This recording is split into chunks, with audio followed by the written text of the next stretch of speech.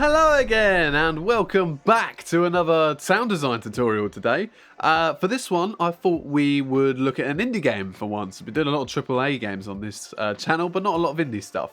So we're going to be recreating the dash sound from Celeste. As always, I just want to quickly remind you guys that the Fmod and Unity Essentials course will be released soon. That will be on Monday the 2nd of September and Friday the 6th of September. That's when it closes. I've sadly had to shorten it a bit. But if you're interested in improving your implementation skills using Fmod, Unity and C# code, then make sure to keep an eye on this course. You can go to my website, which I'll have linked, and you can sign up to the newsletter to keep up to date with all the relevant information about it. But with that out of the way, let's take a look at today's video. So like I said, we are going to be recreating the dash sound from Celeste, which in case you don't know is a 2D platformer that I think came out a year or 2 years ago. It's really cool. Definitely pick it up if you want to play a cool little platformer. It's really cool because it not only the story and it's really good, but also both the sound design and the music is incredible. But the only sound we are interested in today is the sound of the player dashing. In case you don't know, in the game to make certain jumps, you can dash up, down, left, right, or in diagonal directions to navigate through the game. So let me play you what that looks like in the little video here in the bottom, as well as the original audio that comes with the game. There we go, so it's quite a nice simple sound. As you can see over here, I've actually got a few of the dash sounds, because there are multiple of them, just on their own without the music, so we can take a listen to them quickly. So as you can hear, there are 4 different dash sounds, and they're all slight variations of the same sound, essentially. The first one is for dashing anywhere to the left, and the second one is for dashing anywhere to the right. The second two are the same thing, but they're for a different kind of dash. So in the game, this is a bit of a spoiler, by the way, if you want to play the game. Well, not much of one. In the game, you only get one dash in midair, and then you can reset that by landing on the ground. But once you get past a certain point in the game, you can then do 2 in midair. So once you've unlocked that second dash, you get, the sounds slightly different, just to indicate to the player that this is a different dash. So that's how the dashes work. But for this video, I've just looked at making one simple dash to fit with a little animation. Oh, whoops, lost it there. The little animation of the character. There we go, dashing in midair. Like that. Oh, there you go, you just heard it. So let's have another listen to that without me talking over the sound. So this is what I came up with. There we go, it's a nice simple sound. So as always, let's break down each individual layer of this sound. We'll take a look at what I recorded and the plugins I've used, and then how they kind of all build together to make the dash sound I've created. Starting with the first track, which is the sound of me taking like a thin, hollow plastic tube and just swinging it through the air to create a low whooshy sound. Now I didn't add much processing to this sound, but without all the plugins it sounds like this, and then with sounds like this. So let's break it down. The first is just a noise remover. This isn't really vital, this was just because there was a little bit of noise in the room I was recording with. Sometimes you kind of just have to use what you can get room-wise. So I just took some of the noise out using the RX Voice Denoiser. Next was some EQ. The only things to say is that I removed some of the low end with a high-pass filter, and then took out the kind of resonant frequencies that were lurking around 300 to 500 hertz. Now this is where the majority of the kind of amplitude or the energy of the sound is coming from. It's also kind of where you get the character of it, the whoo noise, that's where it's coming from. So I didn't want to remove too much of it, otherwise it kind of sounds a bit dead and boring. But I wanted to remove enough so that it balanced with the rest of the frequencies a bit better. And then during the final mix, you didn't get this kind of peak around 300, 500 hertz. So if I play you it with the band to disabled, so you can see the peak I'm on about. There you go, it's just there. So it's obviously a little bit, other than the low frequencies, it's probably like the highest peak frequency-wise in this. So just pulling it down kind of balanced everything out a little bit better. And then the last thing I did was add a pitch shifter. Now this is a new pitch shifter plugin I got, as well as a few others from a company called Kilohertz. Not sponsored. I got these from a magazine actually. It came with like a CD and loads of free plugins. So I thought, oh, why not?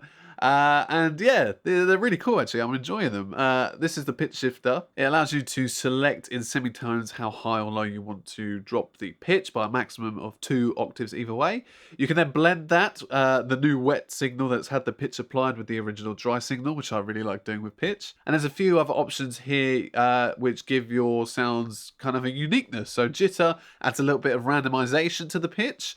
Grain size, I think the way pitches work, and I'm not, 100% sure on the kind of, the algorithm side of this, but it takes the sound and it chops it up into little samples or sections called grains. Now, this grain size dial allows you to adjust the size of those grains. So if you make them really big and adjust this to about 100%, well, it's in milliseconds. So if you make them 200 milliseconds, this kind of gives it a almost digital electronic-y, even distorted sound to it. Which is, maybe sometimes desired. But for me, I felt like it wasn't, so I got rid of that. And then correlate basically just allows you to decide which algorithm you want to use when adjusting the pitch. And this is just going to give you, again, another kind of different sound at the end of it. What's quite nice about these plugins is they actually give you a little description underneath all the settings, so you can kind of learn how they work. Which I really appreciate. But as you can see, most of these settings I've turned off. The main kind of thing I've done is just found a nice balance between the new wet affected signal and the dry signal. So most of this is dry, but the kind of introduction of the higher pitch I think really helps. Especially the fact when playing the game, it looks like you're playing with a small character. Even though, obviously the camera's far away and, you're playing as an adult, I'm assuming, in this game. I mean, she could drive, so I'm assuming she's an adult. But yeah, it kind of helps, I feel, fit the game's proportions a bit more, I suppose. So altogether, we get this. Cool, nice simple whoosh sound. So the next track to listen to is my white noise track, which is just white noise. So in case you don't know, white noise is basically just, well, it sounds like static, but what it is basically all the kind of frequencies that we can hear just kind of being played. So you get a kind of sound. So this is what it sounds like. Well, that's what it sounds like when it's just, really short. So let's have a look at the processing I've added to make this white noise sound a bit interesting. The first is just the synth I'm using to generate the white noise. So as always, I'm using Massive. I should really try out some more synths, but for now, this is, doing me quite well. All I've really done, I haven't really touched most of this. All I've really done is just adjusted the color so it's full, so we can kind of hear the whole range of frequencies that come with it, and then adjusted the attack and the release of the envelope so, it doesn't come in too instantly, and there's a bit of a tiny little bit of a fade for it. Next is some EQ. There's me saying I adjusted the color so we could hear all the frequencies. Well, in the EQ, I've taken out the lows and the highs with high and low pass filters. The main way I kind of create the character of the sound, which is the whoosh, is with this band here, number 3, which, as you can see, is when it first starts anyway, it's boosting the frequencies around 200 hertz by quite a bit. But what I'm doing, as you can see by the automation here, is I'm quickly kind of dragging it across the frequency spectrum to give us that whoosh sound. So with the EQ open, let's have a look at what that sounds like.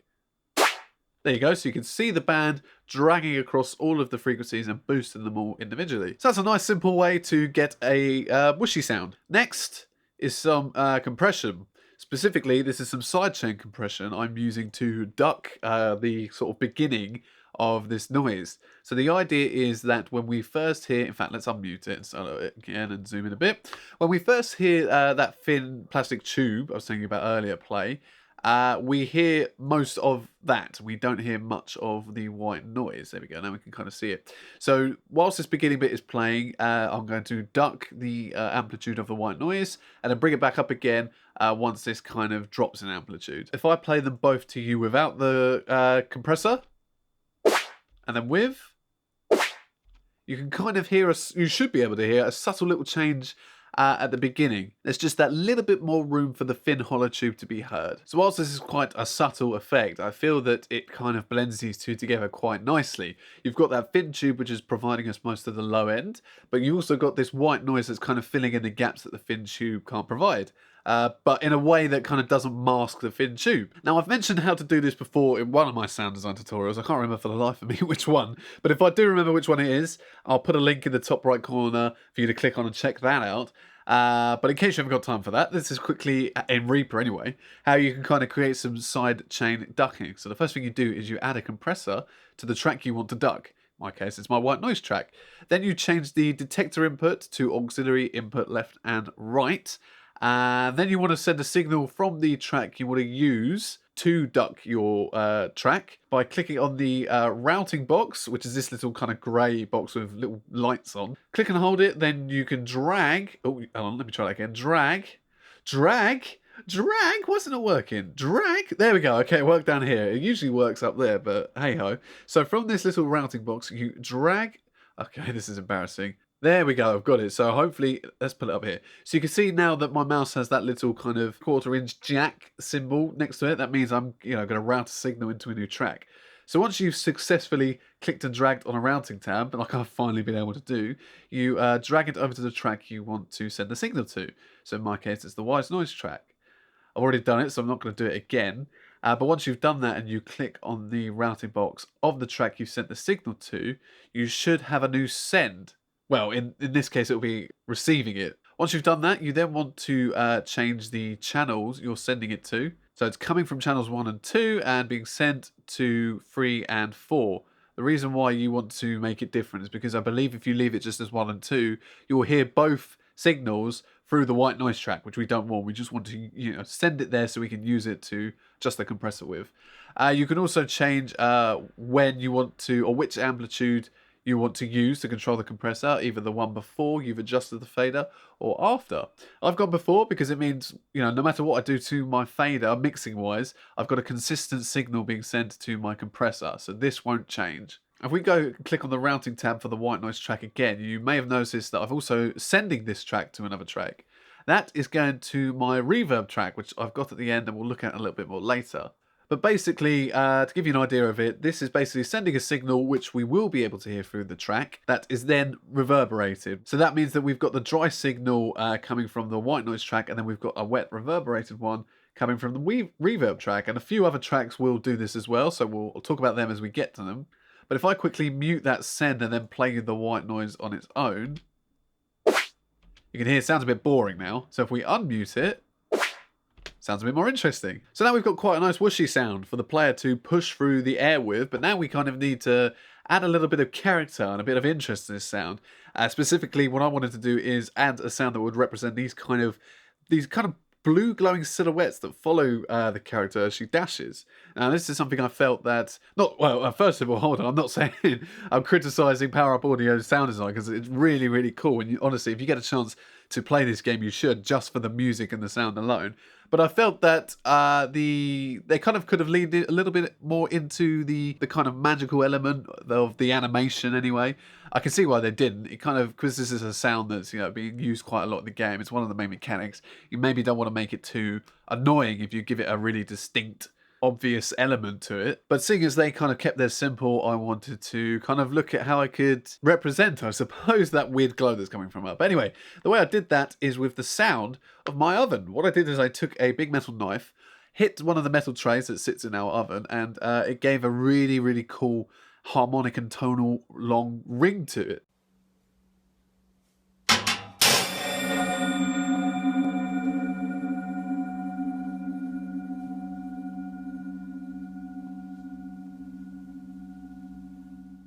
So without the processing, let me quickly stretch out this track so you can hear what it sounded like when I recorded it. There you go. So it's got that really nice long metal ring, which I thought almost sounded musical, which I wanted to give kind of a spacey, magical feel to it. So let me quickly shrink that back down so it fits the animation, and let's look at some of the processing I added to it. Starting with some EQ. EQ, luckily, is quite simple. It's just some, just two high pass and low pass filters, just so we're not hearing too much of the frequencies we don't need to. Just kind of controls it a little bit. Not much to say about that. The second thing I added was a reverser. Now this is really cool. This is something I kind of want to play around with more and learn how to use a bit better. What it is a real-time reverser that you can mix in with the dry signal of your track. So instead of either having a reversed or a dry track, or like kind of duplicating the track so you can have one reversed and one normal, you can use this plugin to hear what it would sound like in real time. And like I said, you can easily and quickly mix the two together. So what I've done is I've gone 50-50 so we can hear like a reversed sound of it and the drying normal sound of it. I've also added this slight little delay of 60 milliseconds before we actually hear the reverse signal. Basically all this does in this instance is kind of thicken it up a little bit and give it a new element to it. So it pulls us away from that original sound of the metallic oven and kind of gives us this new, like I said, out of this world sound. So let's have a listen to it with the reverser on. What's nice is where I've added that little gap in between when we first hear the dry signal and the wet signal, it almost feels like the sound's been chopped up a little bit by a delay. This is something I've done, or I wanted to do with this sound, and the next sound I'm going to be showing you in a bit. Particularly because if we go back to the animation, you can see that there's like the silhouettes look like they've kind of been chopped up and staggered, so I kind of wanted to get that feel, like a ch-ch-ch sound. There's a few different elements I kind of combined in to get a kind of staggered sound, this being one of them. The second one being another kilohertz plugin I've been messing around with called Trance Gate. So this is a gate that you can adjust kind of rhythmically. It's really good for music. The idea is you've got this big wheel, and as you can see, you've got this cursor that kind of spins around the wheel. Mine's going particularly quickly. Whenever that cursor lands on a blue mark, you'll hear the signal. Whenever it lands on a grey mark, you won't. You can then adjust sort of how many marks there are in the signal, and you can also select which ones you want to hear and which ones you don't. So what's really cool is you can kind of create different patterns, which allows you to kind of get a kind of cool rhythm to the sound if you wanted to, by chopping it up in this way. So it's kind of like a tremolo in a way, except you can design the kind of rhythm to it. It's not just on off on off on off on off. You can create patterns with it. What's also nice is it's got its own ADSR envelope. So instead of some tremolos and gates and stuff, they have an option to kind of fade in and out the sound, or allow you to adjust how quickly the gate comes in and out. But what's nice is I like the way this is divided into the attack, decay, sustain, and release. So you could have it, you can have the noise gated quite quickly, but then released gradually if you wanted it to. So with this, as you can see by the mix, I've just added it full whack, so we get this sound. So let's play it with the trance gate now added. There we go, we're getting a staggered sound now. So next I've added some simple reverb. Now as you can see, I've applied quite a heavy wet signal. Again, this is a kind of change the sound even further from the metallic oven, make it kind of space in weird. Reverb's always good for that. Now I've made sure the decay time is as small as it can be. I don't want a massive tail for this because the animation's really short, so that was something that was quite important for me to control, which was the length and the release of all these different sounds. And I've also kind of just boosted a little bit using the EQ gain section here, just some of the high end, just to give it a nice shimmer. And it's got kind of a big room size, and I just kind of went through the different reverb options to have found something that sounded quite cool and weird. So with the reverb, we now have this sound. So it's starting to sound almost a little bit crunchy now. One of the last plugins I've added is a pitch shifter again, but this time I've automated it. So just like with the EQ on the white noise track, I've automated it so that we'll get like a kind of whoosh, a rise in pitch. Again, this kind of gives us the feeling that with this dash we're accelerating and we're moving quite quickly. So as you can see, it starts at a really low pitch and then is quickly shot up. So let's have a listen and watch the pitch to see what that looks like. Oh, silly me, didn't turn it on. There we go, so that goes whoop. And again, just balance the mix so we're, not hearing too much of one or the other. Finally, the last thing I did was also add a sidechain compressor that's being controlled by the thin hollow tube track. Now let me quickly get up the one I had for the white noise track and just compare the two. So, for the most part they're the same. The ratio is slightly different and there might be one or two other settings, but the main thing I tweaked between the two was the release time. So as you can see, the one for the white noise track is only 30 milliseconds long, whilst the other is 60 milliseconds. So whilst they are, one's double the other, it's not much of a difference, but what I kind of found is, again, this is very subtle, is that you hear, obviously, the thin hollow tube comes in first, then the white noise comes in, and then the oven comes in. So it kind of staggers these sounds slightly, which I quite like. Instead of just hearing everything at once, where the character starts from, nowhere, and then suddenly she's got all these kind of silhouettes of her following behind her, you can almost imagine that there's energy or whatever sound kind of emerging from her. So in the same way we've kind of raised the pitch from low to high to give it a kind of sweep, we've done the same with the layers. We've kind of bringing them all in individually. So what I think we should do, let's have a listen to all 3 of those together. What I'm going to do is quickly, just like I did with the white noise track, let's mute the, where was it? This one. Let's mute the send to the compressor to hear what it sounds like all together. Oh, wait, let me put the cursor back. There we go. And then let's quickly unmute it. So you can hear the difference. Again, very, very subtle. In fact, it's almost hardly noticeable with this one. But again, what I like is it gives the white noise, not the white noise, it gives the thin, hollow tube some room at the beginning. And because the oven track had some low end to it, if we go back to its EQ, there we go. So obviously, you know, there's going to be some frequencies here, give some room for the thin, hollow tube, which I quite liked. Now with this sound, it's sounding pretty good. We're nearly there already, but I felt it was missing a teeny little something.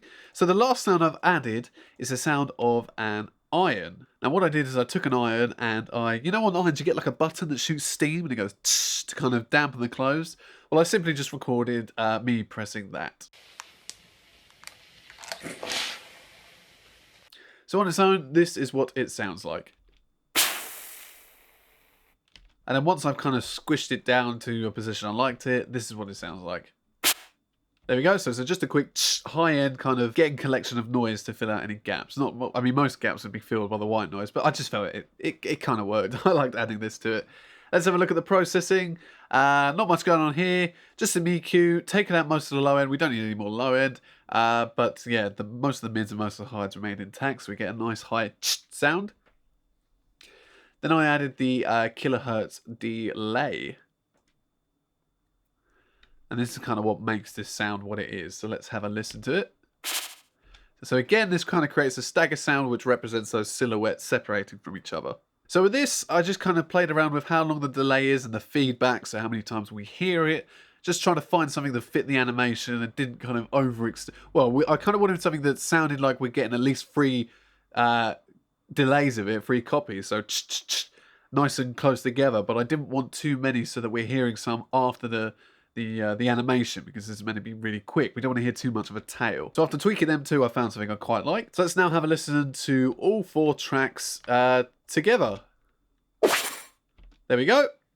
Now the final track I mentioned earlier is my reverb track. So like I said, with the white noise track, the oven track, and the iron track, they've all got sends which are going to the reverb track. And this basically allows me to, well, add some reverb to it. So what's quite nice about sending all of your, or you know, most of your tracks through to one other track that's solely there to be reverberated is that you can kind of control everything from this fader here. You can just have a quick listen to what it sounds like with and without. Let's take a look at the actual tracks to see how I kind of controlled it. First thing I did is cut off all the low end. I just wanted to kind of reverberate the mids and the highs.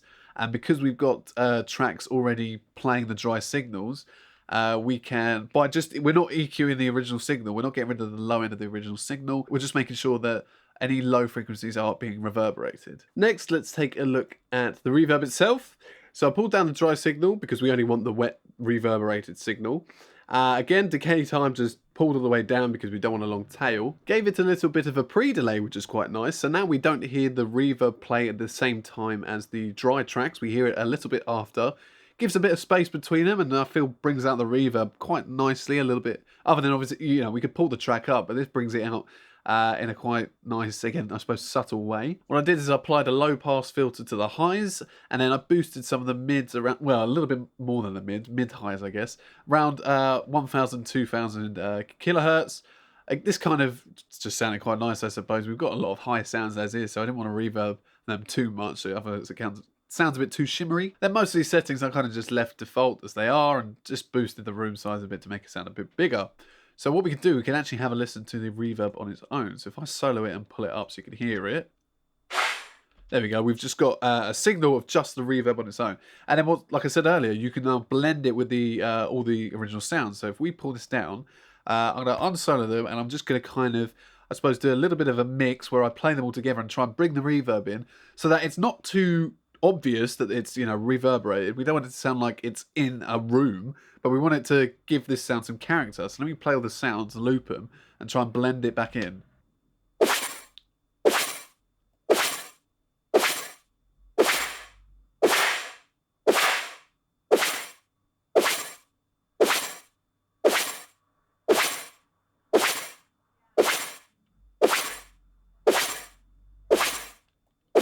So I quite like it about there, around minus 30 dB, oh, minus 14 dB. You can hear it ever so slightly, but as you may have noticed by when I pulled the dial all the way up, it was too much, and it sounded like a weird claustrophobic room we were in. So just by creating that kind of wet channel reverb and mixing it back in with the rest of them, again, I say this word too much, but it adds character and gives it a kind of weird, unique, weird, I don't know why I called it weird, just another element to it that gives it the sound. The last thing I did basically was just boost the master up and add a bit of compression just to kind of glue everything together. And also, kind of like as you can see, it also means I can boost the master up and bring it up as loud as I can. Obviously, you don't want to do that too much. We don't want to kind of ruin the sound. But yeah, if I quickly play it to you so you can see how much where I put the threshold in relation to the actual signal. So it's just pulled down a bit, ratio up about 1.5, so fairly modest, and yeah. Like I said, it glues them all together quite nicely. This is just a frequency analyzer. It just allows me to see the overall frequency spectrum of it. So if I play it to you again, as you can see, oh, whoops. So this is like our peak here. As I mentioned earlier when we were talking about the thin hollow tube, I suspect that's what this is. So again, it's between 200 and 400, 500 hertz. No, sorry, it was 300 and 500. So yeah, 400 hertz is about right. So as we just saw there, in fact, I'll play it again. It's still quite prominent, but it's not like all the way up here. It's not too overpowering compared to the rest of the sounds. And there we go. That was it, really. So I hope you enjoyed this little kind of. This was hopefully, I don't know what the level of the video, but hopefully a bit of a smaller sound design tutorial. Like I said, I thought it'd be quite nice to do an indie game. Hopefully we'll do some more indie games in the future, because we've been doing a lot of AAA stuff, and it's nice to mix it up a bit. So let me know if you enjoyed. If you want to see anything in particular from this channel, anything game audio related, please let me know in the comments. Feel free to follow me on Twitter and all that good stuff. And keep an eye on the course as well, the F-Model Unity Essentials course. So I'll have links for all that stuff in the description. You can sign up to the newsletter and check out the website. So as always, I've been Henry Scott. Thank you very much for watching, and I will see you in the next video.